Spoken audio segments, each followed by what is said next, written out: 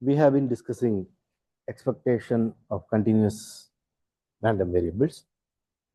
So now we have computed the expectation of normal random variables and uniform, of course, and the gamma distribution, which include exponential, chi-square, and all the other distributions also. So here is an example where the expectation does not exist. So before computing the expectation, we should always, if x is a random variable, and we should also first compute this mod x of x, and this is the density. Okay. This should be finite. First, we should compute this, then we should compute the minus infinity to infinity f of x. Okay. This is how, I mean, of course, this is expectation of mod x, which I haven't proved, but it will be clear when I prove something else. Okay. So first, if this is finite, then we should compute the expectation. So we will show a situation where this is not finite. We have already seen the example. This is Cauchy random variable with Cauchy distribution. So here the density function is given by pi into 1 plus x. Okay. So to compute the expectation of mod x is equal to integral minus infinity to infinity mod x by pi of 1 plus x square. And this is of course equal to, this is the even function. So this is of course equal to 2x by pi into 1 plus x dx. This is of course d of x square, and you have 1 plus x square in the bottom. If you substitute this as y, then this will be dy. So this is just log of 1 by pi, 1 by pi into log of 1 plus x square. Maybe if you want, we should write it like this. This is actually equal to limit c going to 0, integral 0 to c, and that's how you should compute. So that's a limit actually, 0 to infinity, and 2x dx, maybe 2x dx by 1 plus x square, which is equal to limit, there is a 1 by pi. Right? Limit c going to 0, log of 1 plus c square, that goes to infinity. So the expectation of mod x is equal to infinity. So expectation does not exist for that. I mean, this does not have usual meaning. I mean, usual, infinity, no? Where did I say 0? C going to infinity, sorry. Yeah, of course, C going to infinity. Yeah. Yeah. C going to infinity. So then only we get this answer. Okay. So if you compute the integral without this mod x, this is an odd function, so this should be 0. So expectation is, if you compute directly, it is 0, but it is actually infinity. It is like infinity minus infinity, which does not make sense. So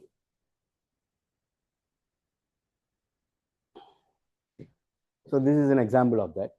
Now I want to prove something more general. So, Cauchy distribution exists. Expectation does not exist. Yeah, that's what it means. There is no expectation for Cauchy distribution.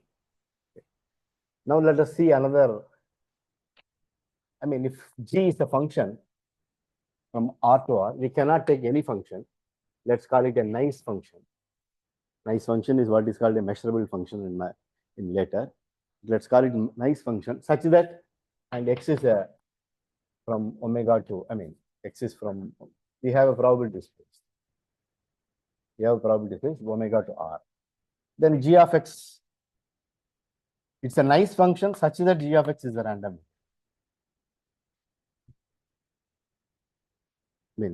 What does it mean by a nice function? G of x is a random variable means this, all those omega in omega, such that g of x of omega less than or equal to some x, okay, is in A. All those omega in omega. I said omega, why did I write A? I don't know. Okay. This set, this is what it means by g of x is a random variable. Okay. And this set is nothing but g of x inverse of this minus infinity x, which is same as x inverse g inverse of minus infinity x. Okay, or maybe if you want close, okay, doesn't matter. Okay. So x is a random variable. If x inverse of this kind of set is in the sigma algebra, g of x is a random variable. If x inverse of g inverse of this is a so if suppose g is continuous, okay, then this is a open set. G inverse of this is an open set. Okay, and we know inverse image of open set for a random variable is in the sigma algebra. That we know because for any interval it is in the sigma algebra. Inverse image of an interval, inverse image of this kind of set is in the sigma algebra. So inverse image of any interval is in the sigma algebra. So disjoint union of interval is in the sigma algebra. Countable disjoint union of interval is sigma algebra. That's what a open set is. So inverse image of any open set is in the sigma algebra, which we have seen. So because of, for example, if G is continuous, then this is true. But then it's, I mean, continuous itself is more general. It can be piecewise continuous. It can be, I mean, it's something called measurability is enough.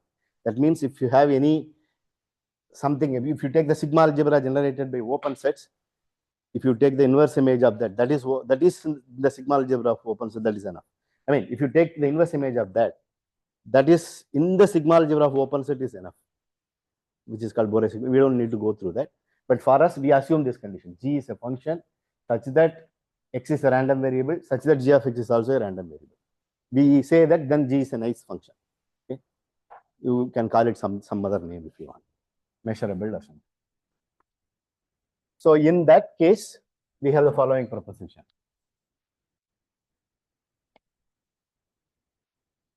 X is a random variable. By this we mean it is defined on some probability space. We will invoke, we will not talk about the probability space. Only when it is needed, we will talk about it. X is a random variable. And G from R to R is a function such that G of x is also a random variable. Then we want to compute. So let's assume G of x is also, G is positive at the time being. Then expectation of G of x. G of x is a random variable. So you can compute the expectation of G of x. And x is a random variable, x is a continuous random variable. Okay? X is a continuous random variable with density f. Okay. X is a continuous random variable with density f. G is a function such that G of x is also a random variable. Then expectation of G of x is since it is positive, you only have to require this 0 to infinity G of x dx.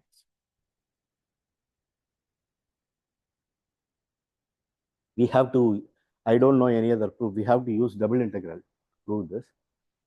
So I will recall it once and for all, and this will be used because when you do joint distribution, we anyway need it. Okay? If you take any s in R2, and if you have a function from two variable function from here to R, okay, then we can talk about s of xy dx dy. Let's not worry about the definition of this. This is by partitioning this and other things, that's what you will do. But we don't worry about it. Suppose f is greater than or equal to 0. If it is a positive function, okay, then this is actually equal to, you have to write it in the right way. Okay, so that usually it will be between 0 to infinity, and here you have to calculate where it varies. That will be defined by the condition. This will be defined by, I mean, this can be anything, but usually we will have some surface which is defined by some equation. Using that equation, you can compute this. Because I'm assuming positive. If it's, oh, sorry, minus infinity. Yeah, that's right. Yeah, depends on yes. Sir, it depends on yes. But it will be minus infinity. I mean, it cannot. Huh? Yeah, that's okay. Yeah, that's what it will. Yeah, it depends on yes. You are right, but then you can define it 0 everywhere else, only on this. Yeah, because it will be given by some equation, right? So you, and that equation will be satisfied by some of them. That will be determined here by the equation between y and x, that will determine this. So this will be on some set b f of xy dx dy. Okay. If it is positive, you can first iterate it. First you find this surface, okay, find this region or find this equation. There you integrate with respect to x, then you integrate with respect to y. This is what is called iterated integral. This you can do it for any positive function. Okay.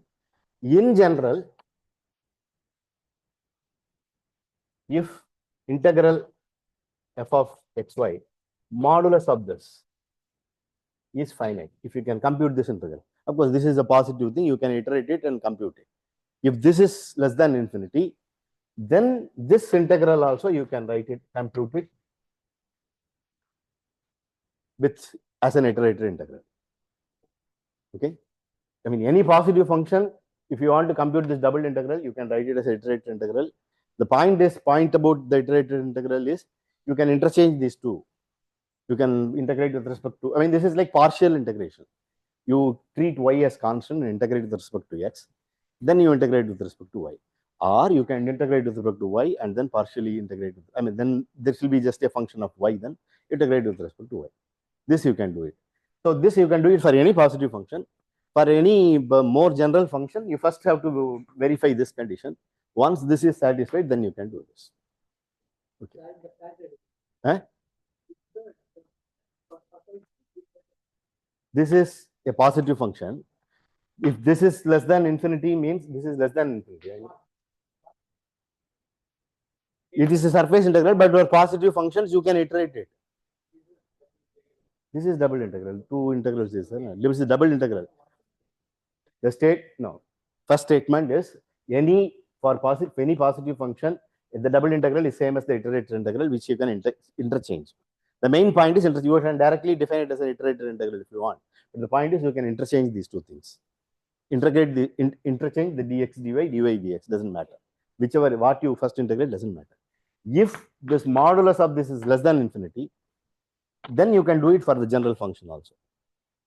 The modulus of the function, what is the confusion? If the modulus of f,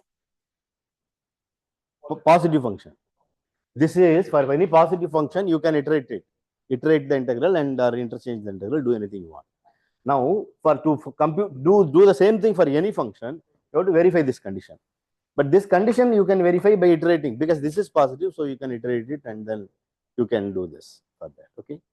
So there is no need to know this definition. That's what I'm saying. Okay. Okay. Why I require is I want to use it here. Okay. So this is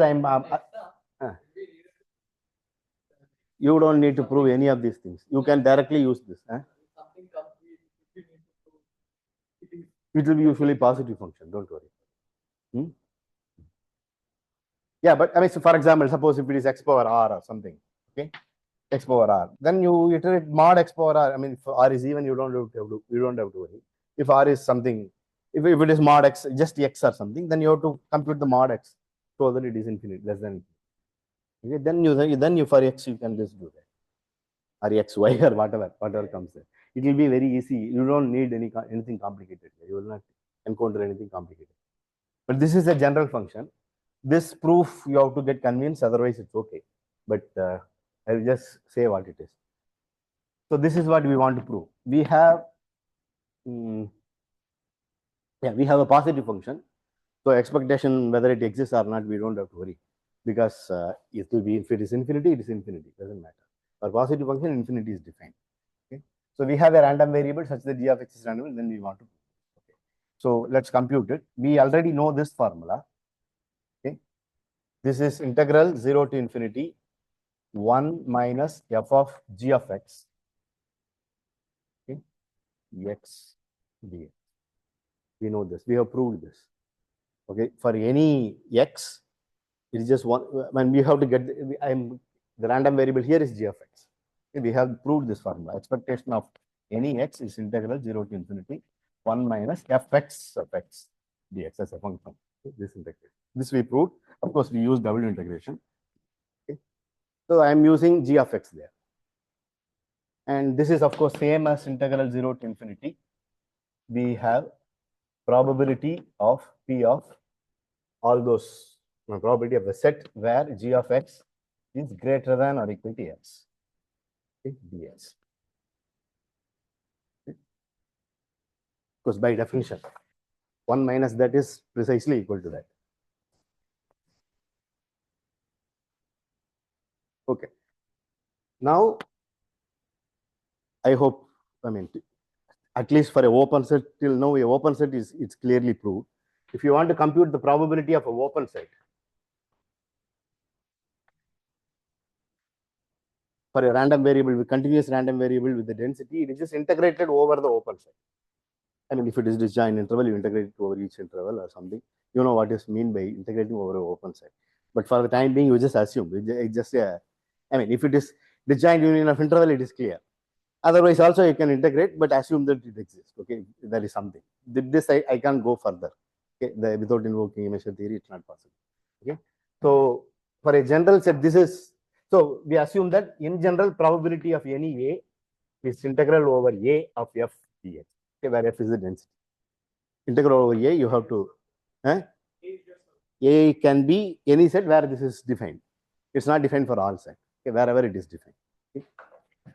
And we assume our random variable to be nice, in the sense that in the inverse image of here we have inverse image of an interval, right? This is an interval x infinity. Suppose if it is continuous, for example, then this will be an open set. Okay, so it will not be very complicated when we have, for example, if we have continuous function. Okay, so this is equal to integral 0 to infinity, and that thing is integral over the set where g of x is greater than the set, I mean, integral, I mean, let me write, g of y is greater than x. If you don't understand, I will tell you. What here, f of y dy, then dx. This is okay. I'm saying this probability is a set where g of x is greater than x. That is precisely equal to all those y such that this is a real line, y such that g of y is greater than b.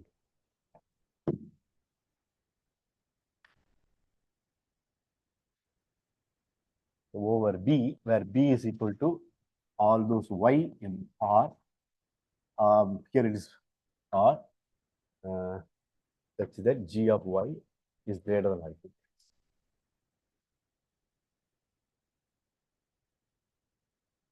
Okay. This is okay. I mean, if you want, for example, this is just this, I mean, this f of y is just defined on G inverse of that set, which is precisely this G inverse of 0 x infinity. Okay. The set is G inverse of x infinity, which is precisely this. Okay. You just write it, it will be clear. Okay. This set is nothing but G inverse. All those, I mean, this set, I mean, this set, this actually, this is a set in this probability. By this, we mean this is a set in the probability space. But we can calculate on real line using f. Okay. It is like x in b. Probability of x in b is equal to integral of f over b. Okay. We have to calculate this b. That b is nothing but G inverse of this set, x infinity. So that is what I have written. Okay. This is G inverse of x infinity. Yeah. X infinity. So g of y is greater than this. Okay. Okay. Now I just interchange the integral. If I interchange the integral, this will be 0 to y will vary between here, and x will vary between 0 to g of y.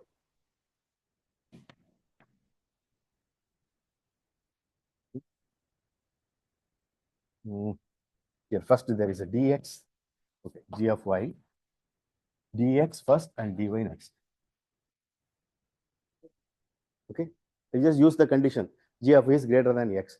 So if you interchange the integral, this will be 0 to infinity. The condition here is x is less than g of y, which is 0 to g of y.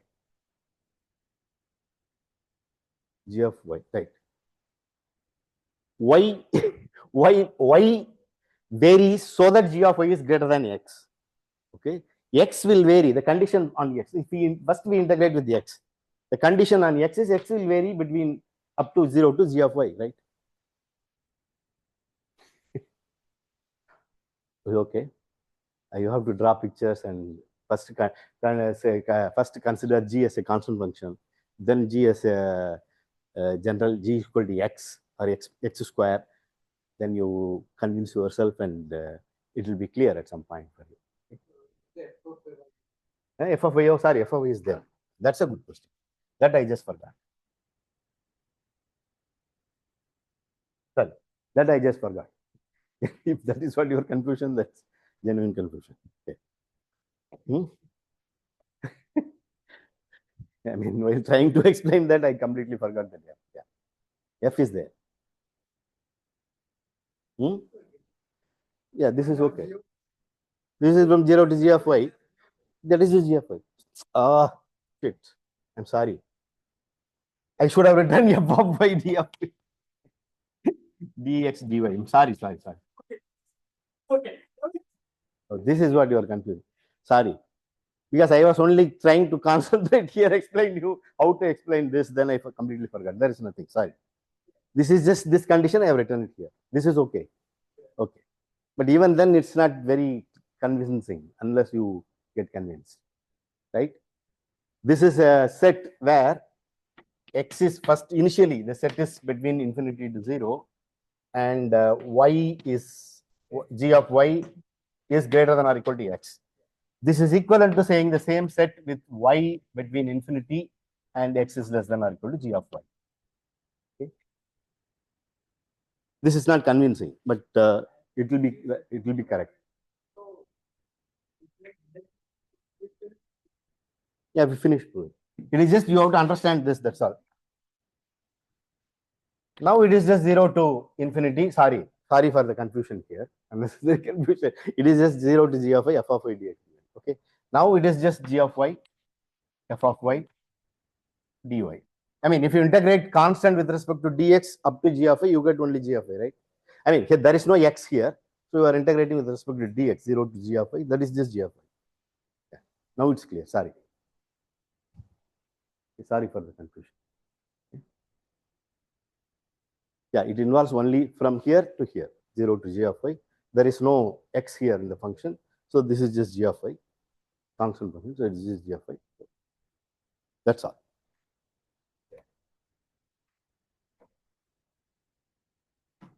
Okay.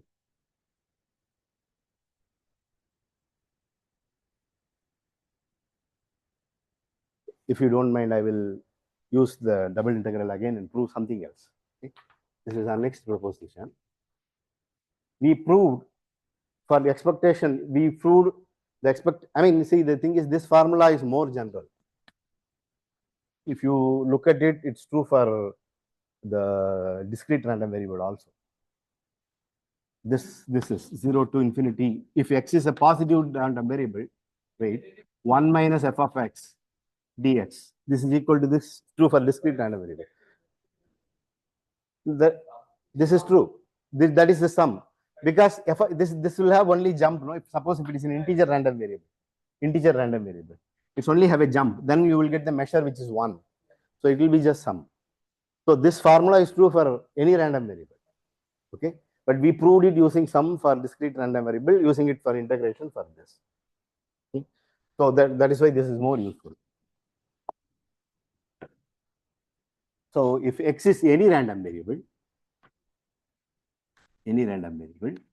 okay, such that expectation exists,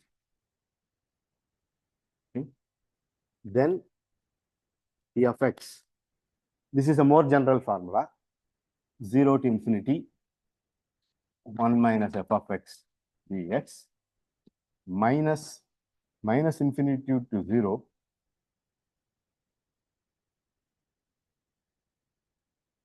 you have another term, that's all. Okay.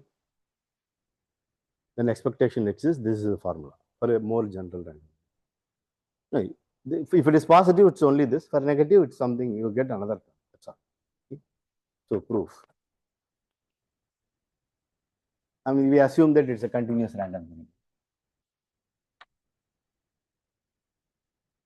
I mean, we are proving it for that. With continuous random with density of.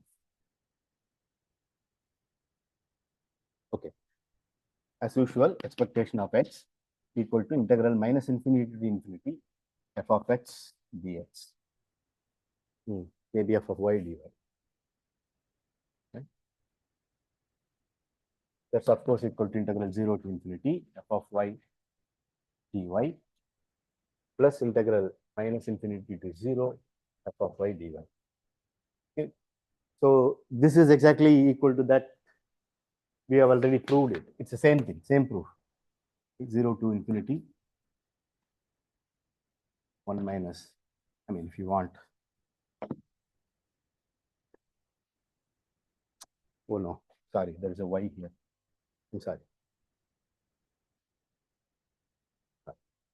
Okay, let's consider this. I go the other way. I proved it starting from this. I proved this like last time. Now I go from here to prove this. Okay? So this is same as 0 to infinity. Then you write it as 0 to y dx. Okay? You can write y like this. Okay? Then f of y dy. Okay? Plus whatever we have this. Okay? Let's deal with that later. Okay, now this is equal to 0 to infinity. Now let's, yeah. I mean, now we have 0 to infinity, 0 to y, just f of y dx, dx, dy. Let us interchange it. If you interchange it, you will get 0 to infinity. Then you will get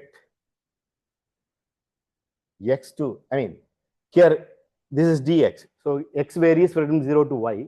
Y will vary between x to infinity. Okay.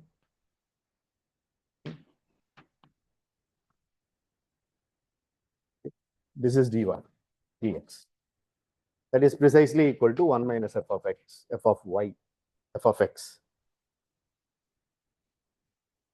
I mean, you can go through the other way also. You get the same thing. Okay, let's do the same thing for this.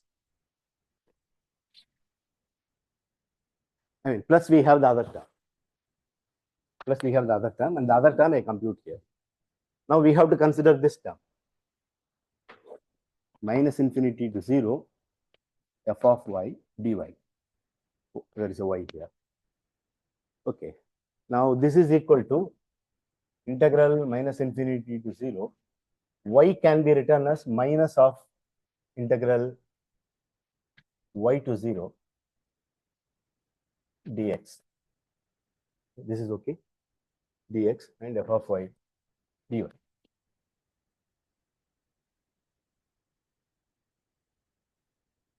Okay. Now here dx, x is greater than or equal to y. So y will be less than or equal to x. That's what the condition is. So this will be, if you interchange integral minus infinity to 0. Okay. X will be less than or equal to, y will be, it is greater than or equal to this, y is less than or equal to this.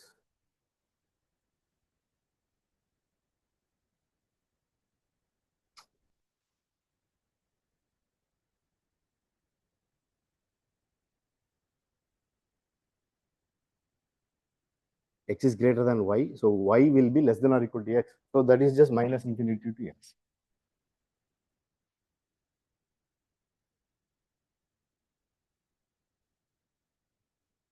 Just minus infinity to 0. And there is a minus sign here. Okay, so I take the minus.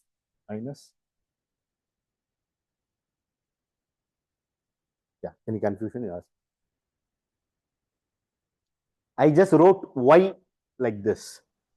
Okay, which if you integrate, it is minus y of y is y. I wrote y as y to integral y to 0 dx. Y is equal to this, right? Y is equal to this. I mean, integral 0 to y dx is y. So integral y to 0 minus dx is y. Okay.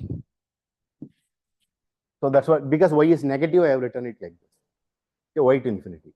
So the condition, so I have just repeated the same thing. There is nothing new. I have just written the same thing again. But here, y varies between, no, here x varies between y to 0. Okay. Y is, the condition for y is less than or equal to x. That means y will vary from minus infinity to x. That's what I have written, and we got that. Okay. I mean, from the condition here, the condition is x is between 0 and less than or equal to y. Okay, this just mean, right? Yeah, and the for condition y is if it's less than or equal to this, it can do minus. That's all. So we got this. This is what the answer we want to get. Okay. So we split the integral into two parts, and we got this answer. Okay. So now we have this.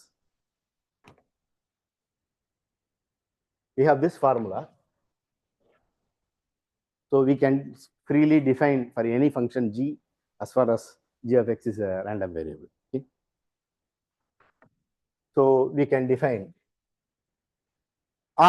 Very good question. Okay, corollary to that. Corollary to this theorem. Okay. G is any function such that g of x is random variable. Okay. Then expectation of g of x equal to integral. I mean, this is for a continuous random variable. Okay, minus infinity to infinity x g of x f of x dx. Okay. Proof. So given g plus, define g plus equal to minimum of g plus at any point x equal to g of x and maximum or minimum. If it is negative, you should get positive maximum of g of x in this, and g minus x equal to this should be minimum, I think, minus the minimum of 0 and g of x. If g of x is positive, then 0 is the minimum. If it g of x is negative, then g of x is the minimum, and I take the minus of that. So g plus g minus are positive. Okay, and you can see that mod of g equal to g plus g minus. You can easily see. It's clear, right? And g equal to g plus minus g minus. That's clear by definition. You consider g of x.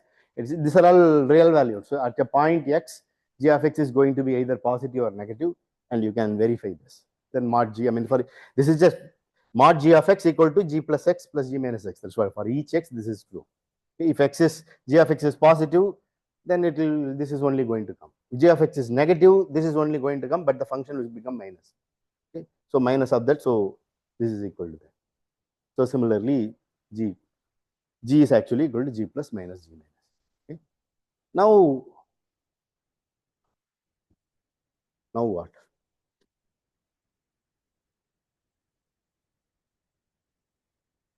You know, I'm just worried that we are using linearity.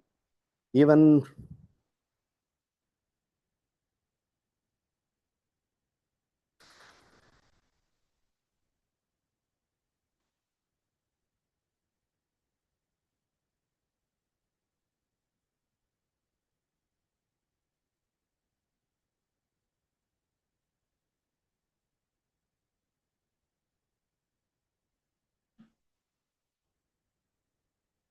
okay, linearity is generally clear. If you have any two random variable x1 and x2, okay, it's not clear, right? It's not directly clear. x1, x2, then expectation of x1 plus x2 is. I thought it will follow from this, but I mean, it actually follows. So you understand the confusion?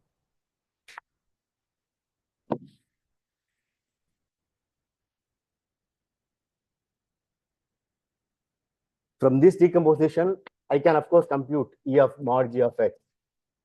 Okay, I mean, from this I want to conclude that E of g of x is equal to E of g plus x minus E of b minus x. For that, I have to prove that the expectation is linear. Okay, for any two random variable, f. But I thought x1 plus x2. Okay.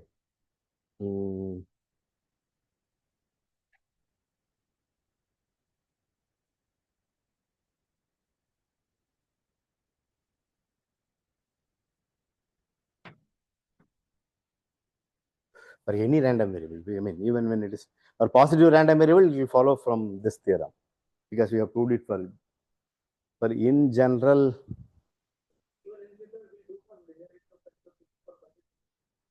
Why? Yeah, but no, it is not clear. No, integral. See, expectation of x1 plus x2 equal to f of x1 plus x2 x dx. Right? This is what we have. I mean, then there is x1, then there is a x. Okay. Why is this equal to integral of x fx1 x dx plus integral of y or whatever f x2 y dy? You have to prove this, right?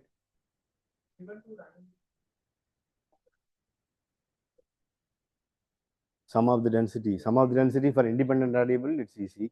In general, it's not clear.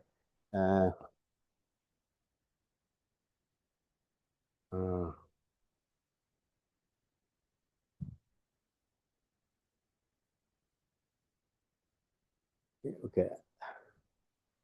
I mean, these things are not in the book we are following, but I'm just see, in general, all this linearity of the expectation follows because the integral is usually, the expectation is directly defined on the probability space. Expectation will be directly defined on the probability space, and integration is defined on the probability space. So from the linearity of the integral, it will just follow. But here we are using a density and defining it like this. This is actually more complicated. Okay? As far as I see, I don't see a direct, if you see, you tell me. I don't see why this is true. Expectation of x1 plus x2 is that you have the density of this, then you integrate with respect to the x dx, which should also be here. X is just a, I mean, x is just a variable. Can we write it as a double integral over x and y, of x plus y into f of x plus y? That will be why is it true? But for I mean, we use the joint one, and that is for some of independent random. So yeah, that is true. I will, let me not try this. I will come back to this. Okay, let's assume this. Okay, but let's assume the linearity. From then it will follow, right? Then using this it will follow. That's clear, no? If you assume linearity of expectation, then any function you can just write it as g of x. Then this will imply that g of x will be g plus x minus g minus x. So for this, that formula will hold. For this formula will hold. So this will hold. Then you can use the linearity of the integral, and that is hold. Okay? I mean, for this you will get g plus here. For this you will get g minus. Then use the linearity of the integral to get g inside. Okay. So let me. I mean, as we say, double integral may work, but let's not spend time on this. Okay. We'll come back to this.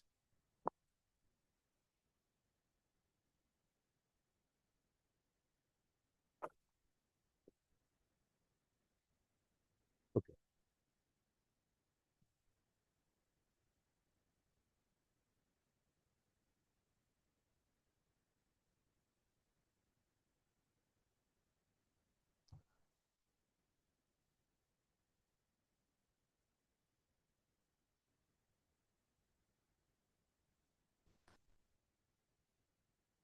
Okay. Now we can define the moments. So, I mean, we say nth moment exists.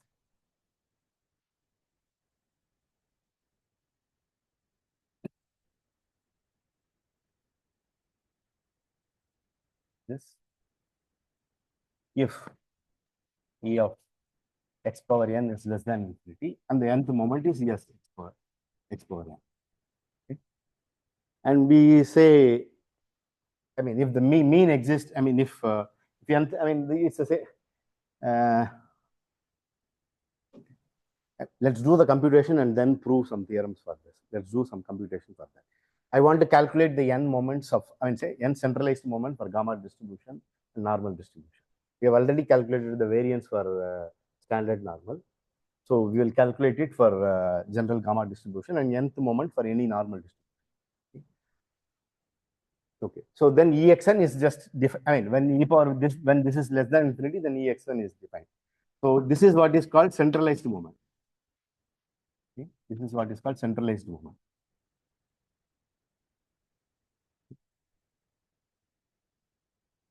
Where mu is expectation of x. Okay. Provided expectation of x is this, then the nth centralized moment is this. Okay.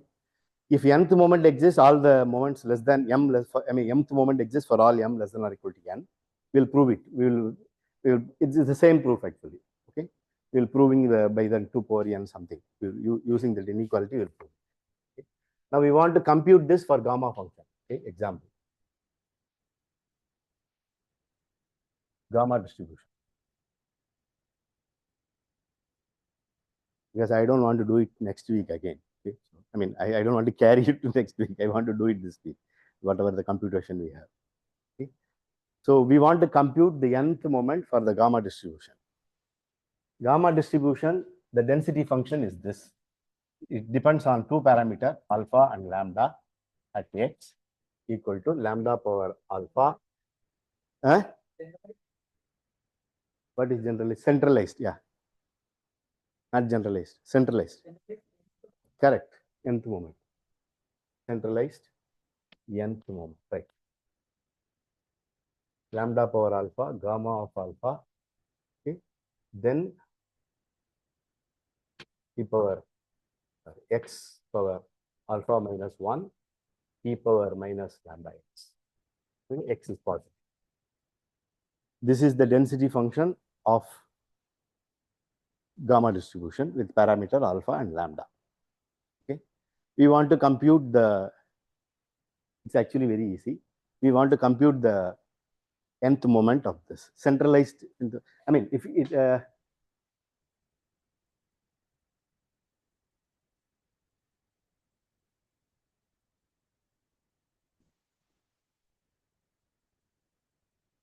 I will compute the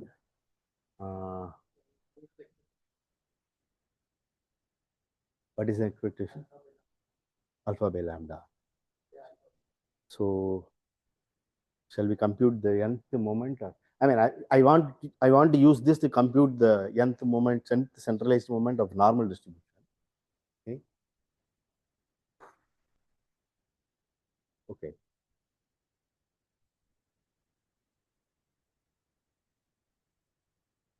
Okay, let's compute the, if x follows this, x has this f of alpha lambda, then e of x power n we will compute. So this is just equal to x power n. This is just equal to 0 to infinity. We have the constant lambda power alpha, gamma of alpha, x power n. Then we have x of alpha minus 1, e power minus lambda x dx. Okay. And this is just equal to lambda power alpha, gamma of alpha, okay, and the x integral of 0 to infinity x of n plus alpha minus 1, e power minus lambda x dx. Okay.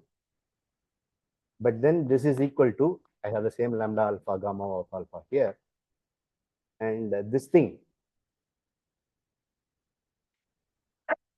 this is just gamma of n plus alpha divided by, I mean, you have to have minus x here for the gamma function, not lambda x.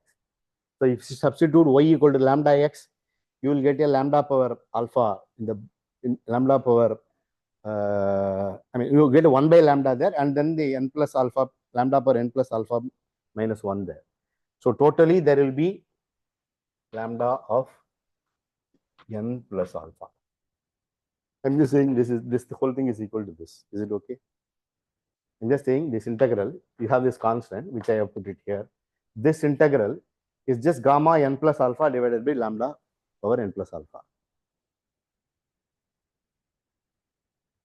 Gamma is with 1 here, with lambda 1 here. We have this. This is how gamma is. I am just saying the following. The definition of gamma of alpha is integral 0 to infinity x power alpha minus 1 e power minus x dx. So that integral, whatever we have, 0 to integral x power m plus n plus alpha minus 1 e power minus lambda x dx is gamma of n plus alpha divided by lambda power n plus alpha. That's what I'm saying. That's what I have substituted. Okay. From the whole thing, we get ex power n is equal to, if you cancel 1 by lambda power m, lambda power alpha cancels. And we know that gamma n plus alpha is gamma of n alpha n plus alpha minus 1 and gamma of the next one. We have gamma of alpha plus 1 equal to alpha of gamma of alpha. We proved this formula, okay, last time. So if we use that, how many times? We use that n times. Okay. So that will be n plus alpha minus 1, n plus alpha minus 2 up to 1, right? Up to alpha, sorry. N is, oh, sorry. I have been confusing between n and n. Yeah. Okay. I mean, this is just lambda alpha, lambda n plus alpha. I get lambda power n. And this difference is, this is just, you use this formula. Okay. Gamma of alpha plus 1 equal to alpha times gamma of alpha. If you use this formula, then this quotient becomes this. Okay. So this is our answer.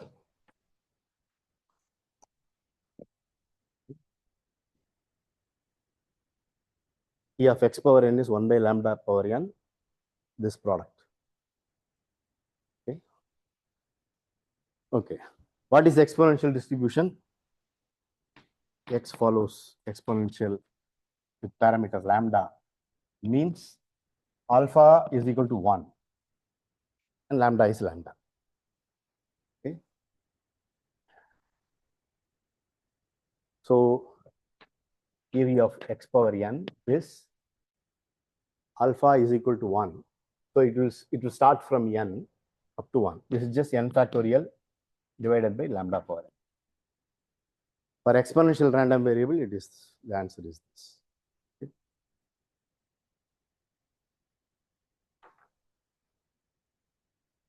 Okay.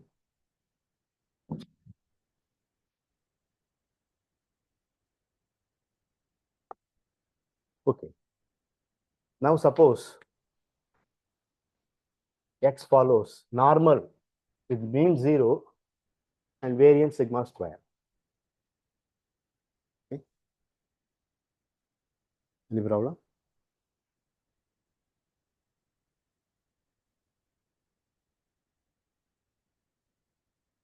Okay.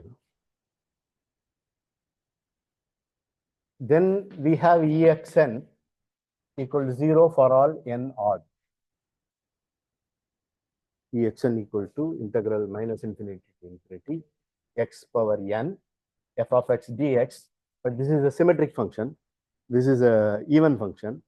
So if it is odd, this is an odd function. So this is an odd function.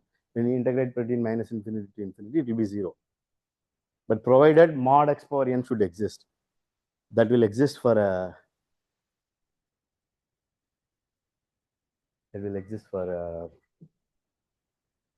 that will follow up because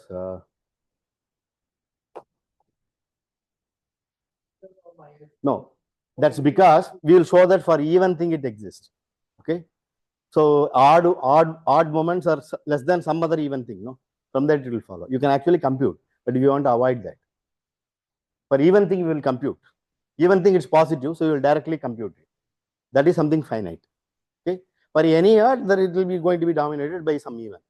Okay. Later we will prove that if expectation of x power n is less than infinity, for m less than or equal to n, e of x power m is also less than infinity.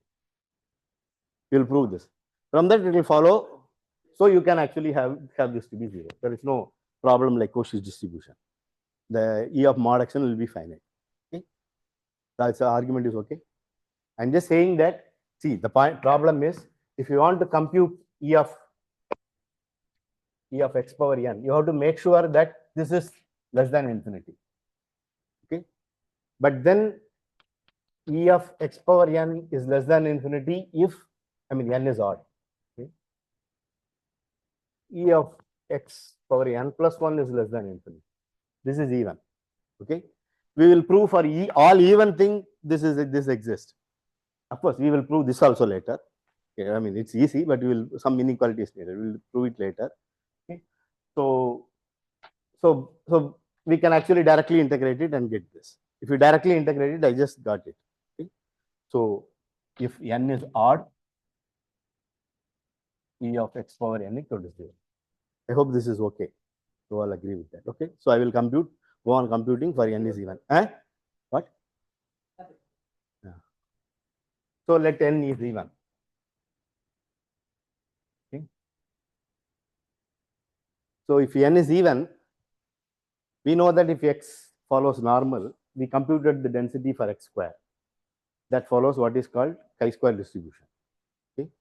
X follows normal 0 sigma square. Okay. Then x square, the density of x square at x. Do you remember? If you don't remember, you just use this formula. Okay. 1 by root x, 2 root x, f of root x plus f of minus root x. But then this is same as this, so you get a 2 here. This 2 cancels with this. Okay. So it is just this f of root x by root x. So that is, so if you use that, e power minus x square by 2 sigma square, right? So x by 2 sigma square. Okay. And then 1 square root of 1 by root x. So there is a 2 pi, square root of 2 pi sigma. Wait, let me just write sigma square root of x. Yeah, this is the answer. This is how we computed. Okay, so this is the answer.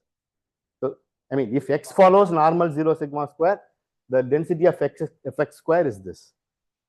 Okay, using the formula we have already computed.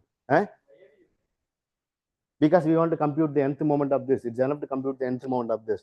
And this is a gamma distribution. We have already computed the moments for gamma distribution. I will just substitute and get it rather than doing all that. So that is why I computed for the gamma distribution. This chi-square, this is what is called chi-square distribution. X square follows what is called chi-square distribution. Chi-square is a gamma distribution. This is gamma distribution with alpha equal to half and lambda equal to 1 by 2 sigma square. Okay. We have computed the nth moment of any gamma distribution. Okay. So if you want to compute the nth even for n even, nth moment of normal distribution, it is equivalent to compute n by 2th moment of chi-square distribution, which is just substitute that gamma for that. Okay. You want to substitute or shall I write it down? It's clear? We just have to substitute. We have the answer here, no? X power m somewhere I have written. Yeah, e of x power m. Okay, let me write it there. Okay. This is different. So for gamma distribution with parameter alpha lambda, e x power n is equal to, what do we have? 1 by lambda power m, okay, into alpha into alpha plus 1, alpha plus 1, no, up to alpha plus m minus 1. Okay. I have written that, so I erase this.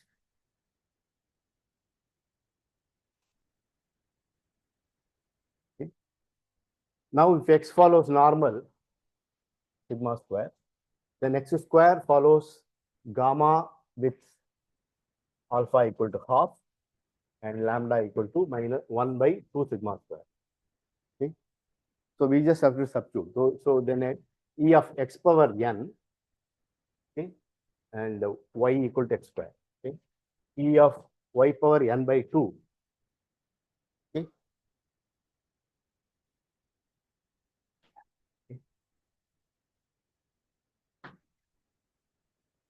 Okay. So this is equal to y power n by 2, which is equal to 1 by 2 sigma square power n by 2. Okay. Then you have this alpha is what? Alpha is half. So half to 3 by 2 up to alpha plus, yeah. So n minus 1 by 2, right? Yeah. So there are 2 power n by 2, 2's are there. This will cancel with this 2. So sigma, so all we get is sigma power n, okay, into the odd one, n minus 1, n minus 3 up to 1. Sigma power, no, 1 by sigma. Here it's 1 by. This is, that's 1 by, sorry. 1 by 2 sigma. Yeah. So we get this. Anyway, all these things you should sit down and convince yourself. This is in the book. So this is a, so we have computed all moments of normal provided I prove one inequality. Okay. If a expectation x power m exists, then it exists for all smaller moment exists. That I have to prove. If I prove that, then everything else is clear. And I have to sort out the linearity, which I will do it in the next class. Okay.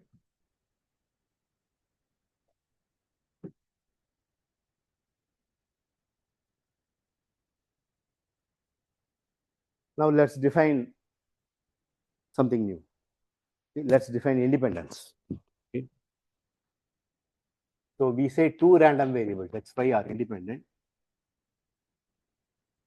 if the events x less than or equal to x and this event, this is an event, this is the sigma algebra. Okay, so we can talk about this. Y less than or equal to y are independent for all x and y in R. Okay, if you want, a random variable is a function from omega to R. Okay, this is all those omega such that x of omega less than or equal to x, all those omega y of omega less than or equal to x. These are all sets here. Okay, for each x and y, and their intersection should be multiplicative. Probability of the intersection should be individual, the product of the individual probability. Okay. So that's what I have written it in this language. Okay. We don't have to think about because we can always compute this without the probability space, we can compute this. So these two events should be independent. But then we have this event, x less than or equal to x and y less than or equal to y. Okay. And this is what is called joint distribution.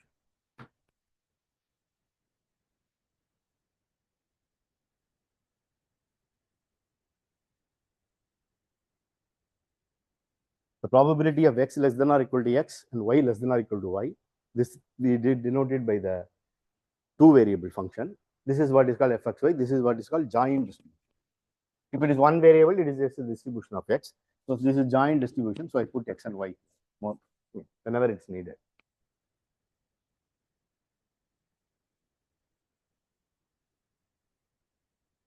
Here,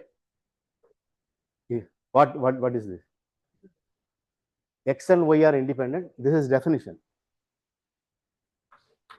Definition. We say x and y are independent if this set and this set are independent. You know the independence of two sets. That's all. Eh? Below that, I was saying something, so I wrote it. You forget it. When I say something, I wanted to write it. So, yeah. So this is the definition. That's all.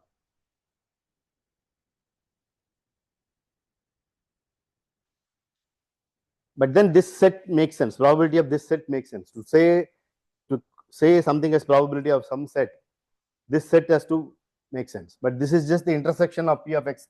I mean, by this we mean intersection of probability of this, intersection of this.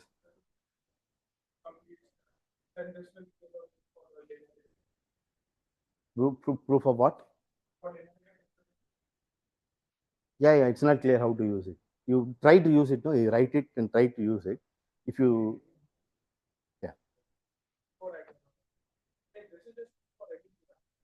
this is just a definition for any neuron. There's nothing true about it. We are just defining something. We haven't proved anything. Any two random variable, you can define this. Okay. If it is independent, it will be just the product of the individual distribution, right? Okay.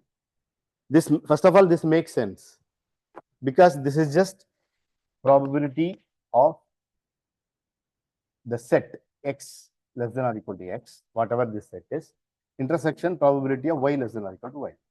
But funny random variable, this is in the sigma algebra, this is in the sigma algebra.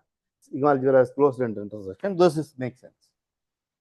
Okay, so this definition makes sense. It's well-defined definition.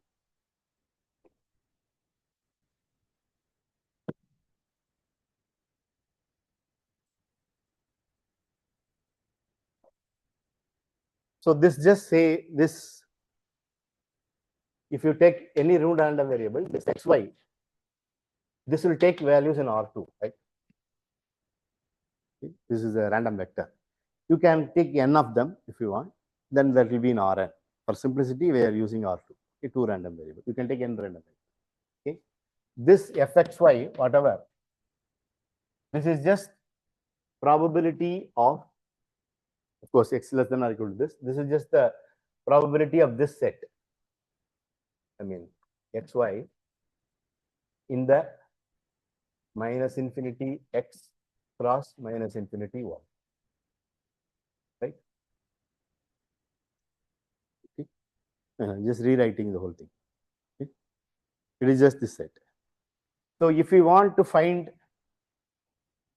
any other set, I mean, any other rectangle or something, actually you can, this will, so from this you can calculate the probability of this.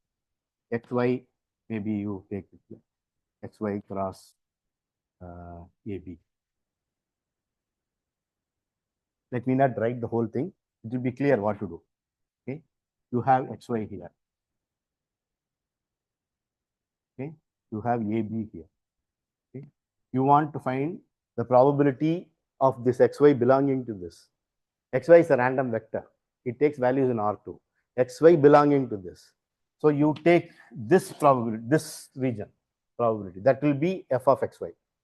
You take this region, that will be f of this one. This one is the x coordinate is a, x coordinate is a, y coordinate is y, whatever. So ax. Similarly, this you can subtract these two things, but you have added this twice, so you have to add that once. Okay. So this region, so this is just f of xy minus f of this coordinate minus f of this coordinate plus f of this coordinate. Okay. So you can compute the probability of any square. Probability of any square means probability of xy belonging to the square. Okay. You can do this giant square and do that, and then I mean you can do even if it intersect, you can, it's complicated, but it's still doable. Okay. In fact, you can do for any, you can approximate some region by squares and balls, open circles and other things. It's complicated, but you can compute almost almost all familiar sets using this. Okay. You have to use, of course, limiting. You have to take limit and other things. Okay.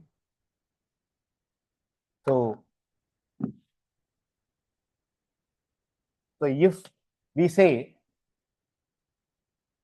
the random vector xy has density fxy, if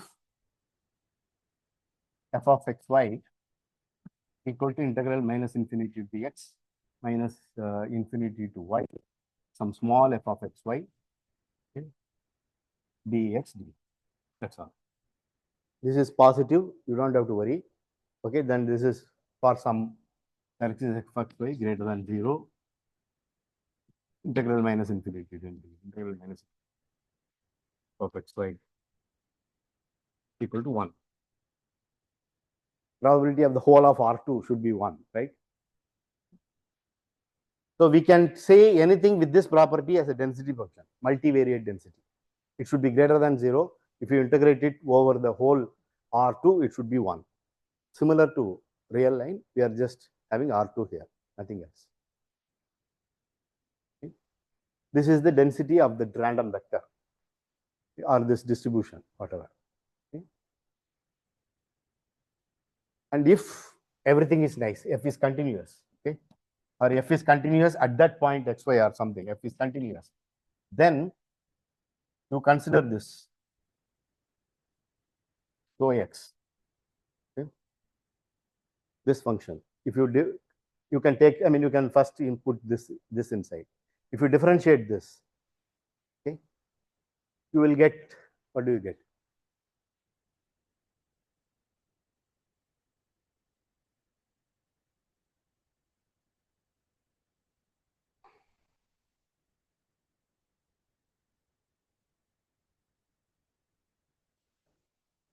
Suppose f is continuous, okay, and then if you take the differentiate this with respect to, this is a function from, I mean, this is a function of y, this is a function of x, okay.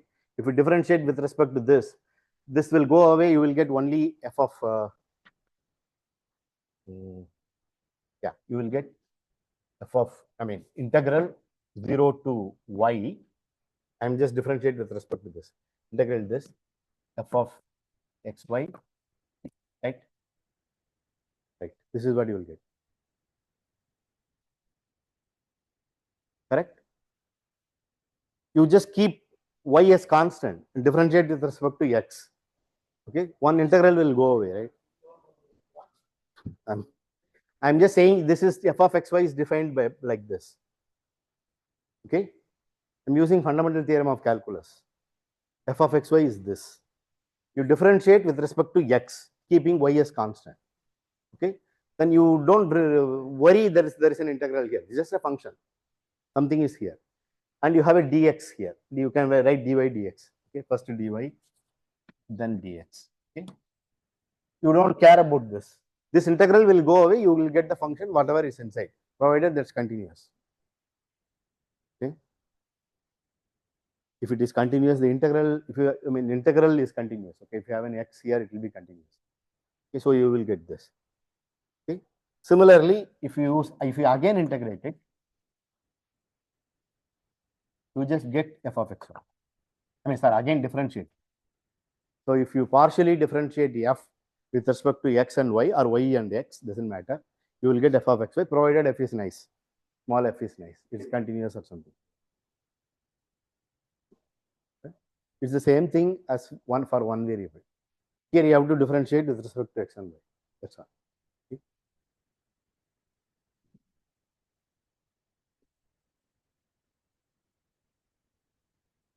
Let's see some very simple example.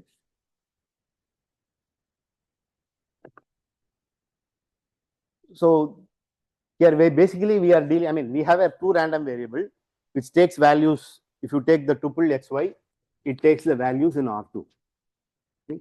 We can forget about the probability space and we can talk about just distribution as functions which on R2. Okay. This gives a probability on R2. Okay, we can talk about that also. Okay, we can directly talk about it and don't have to worry about the probability space. Okay, so that is what we call it as multivariate distribution. Example, you can take any surface in R2 and define f is equal to, I mean, of course, it has some area. Okay, area, I mean, it's a surface so that you can calculate the area. There are surfaces where you can calculate the area. Okay, you don't have to worry about it. So f of 1 by area of S. If you take this is the density function. If you integrate it over R2, you will get the area of that, and 0 if I mean f of xy equal to 1 by this, if xy is in S equal to 0 otherwise. Okay, This is certainly density function. If you integrate it over R2, you will get 1. That's the only condition. It should be greater than or equal to 0. And if you integrate it over R2, it should be 1. It satisfies this. Okay. So this is what is called uniform distribution in R2. Okay. So the same thing I'm taking. I take S is equal to this. 0, 1. The area is 1. Okay. So F is just identically equal to 1. Okay. Now let's see something here. Okay, I forgot to list out some property. If F is, so this is some remark here which we will use. If xy is some distribution, okay, then limit x going to infinity f of xy, which we call it as f of x infinity. Okay, this will be equal to f infinity x, which will be just f of y.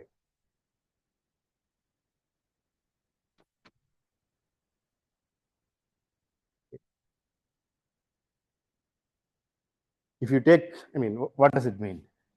F of xy equal to probability of x less than or equal to x, y less than or equal to y. If x goes to infinity, this just means that x is less than or equal to infinity, which is always true.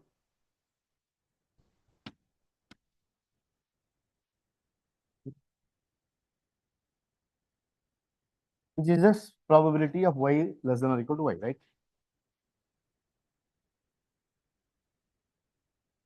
If f of xy is equal to this, okay? If you take the limit x going to infinity, that just means x is less than some infinity, which is always true. X is less than infinity, always true. Okay, so there is nothing here. It is just f of y.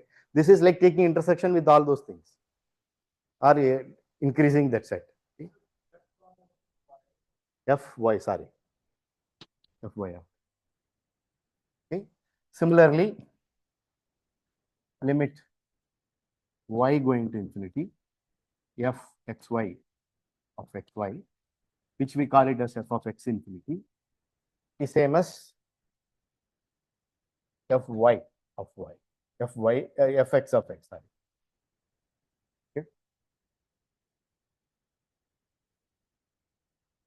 So in the density case, if fxy is a joint density of x and y, okay, or some distribution f of xy, whatever. Okay. Then if you want to get one density, this letting to infinity means you have to integrate it up to infinity, right? This f of xy is defined as integral minus infinity to x minus infinity to y fxy, right? Okay. So you have to let that thing to be infinity. Okay. So you can talk about f of fx. If you want to get the density of x, okay, it is just integrate with respect to y.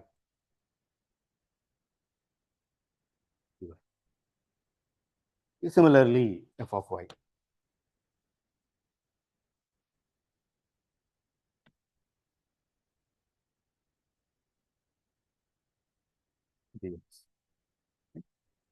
You integrate it in the, I mean, that's clear because of this.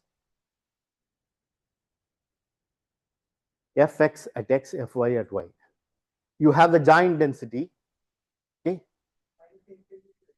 minus infinity to x. Yeah. Here minus infinity to y.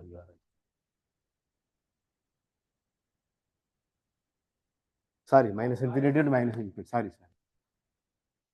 Minus infinity to infinity, you integrate with respect to. Sorry, you are right. Yeah, minus infinity to infinity. Sorry. There is no x or y. Yeah. That will give just the same thing, right? Yeah. Minus infinity to infinity.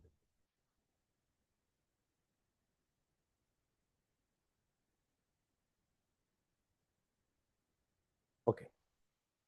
So from joint density, we get these are all what are called marginals.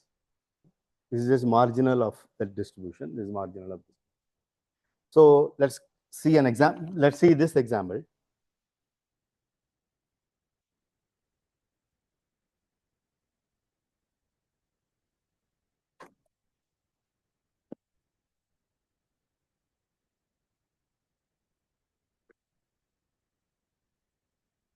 of xy equal to 1 if xy belongs to this square 0, 1 cross 0, 1. Okay, and 0 otherwise. Okay. Then what is the marginal? This is the distribution of xy. Okay. Then fx at x, you have to integrate 1 between 0 to 1, you will get 1 again, right? Equal to 1 for all x and 0. Okay. Similarly, fy of y also equal to 1 for all y in.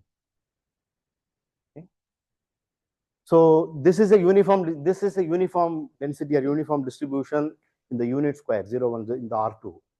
This is just the product of these two things, and we know that fxy at xy equal to fx at x, fy at y. Okay. This is just the product of, this is what is called independence. I mean, see, if it is independent, this means x and y are independent, right? This just means f of xy equal to f of x, f of y. Okay. This will also be satisfied. Okay. If the density satisfies this, this will also satisfy. So it will be, this is precisely the definition of independence. Independence means probability of something x less than or equal to x, y less than or equal to y should be the probability of x less than or equal to x, probability of y less than. That is what precisely this. Okay, so this is independent. If you take this, say the point, if you take the second example, let you take the triangle. Okay, triangle is all those xy. X is between 1 greater than 0, y is less than 1 greater than 0, and x plus y is less than or equal to 1. Okay, this gives the triangle, right? Okay, this gives the triangle. Okay, you take this, and the area of this is half, right? Okay, so you define f of xy equal to just 2 to call this is triangle. Okay, if xy is in the triangle, okay, and equal to 0 otherwise. I am using 2 because the area is half, we would take the 1 by that. So, okay, so this is 2. Now, if we compute the marginals, what is the marginal at x? Equal, this you have to integrate between 0 to, what will you integrate? 1 minus x you will integrate. If you integrate between 0 to infinity, you will actually integrate between 1 minus x. Okay. This is just 2 into 1 minus x. Similarly, fy of y equal to 2 into 1 minus y. I mean, you integrate this function, two variable function, which is a constant function, between 0 to infinity, okay, which is a double integral. You will actually integrate between 0 to 1 minus x. No, you integrate it with respect to, which is single integral, sorry. You will actually, in this triangle, if you integrate, okay, you will integrate between 0 to 1 minus x here. For each x, after that it is, right? You just think about it. If you don't understand, I will do it later or I will recollect. I want to stop with this. But here you have, see, there you have uniform distribution on this square. If you take the marginal, you will get the uniform distribution on these two intervals. Here you have the uniform distribution on this triangle. Okay, I am just taking half of that square. Okay, triangle. Okay, if you take the marginal, you will get f of this is equal to this. Similarly, f of y equal to this. Their product is certainly not equal to that. Their product is something else. Okay, so this is margin. These two random variables are not independent. They look alike, but still they are not independent.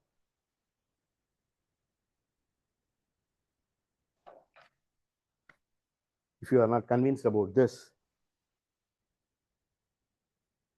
what will you do? You have to integrate between 0 to infinity of this f of xy. Okay. Exactly. So it will be 1 minus x here. Yeah, that's fine. It's fine to everyone. Okay. So you get this. I mean, this should be a function of x. So okay, for each x, it will stop at 1 minus x. So similarly here. So if you want, you take the probability of x greater than half. Okay, x greater than half has a probability here, right? X greater than half has a probability for this, but x greater than half, y greater than half is 0 here. So it's not independent. Okay, so that is a proof if you want. Okay, I stop here. Sorry for taking more.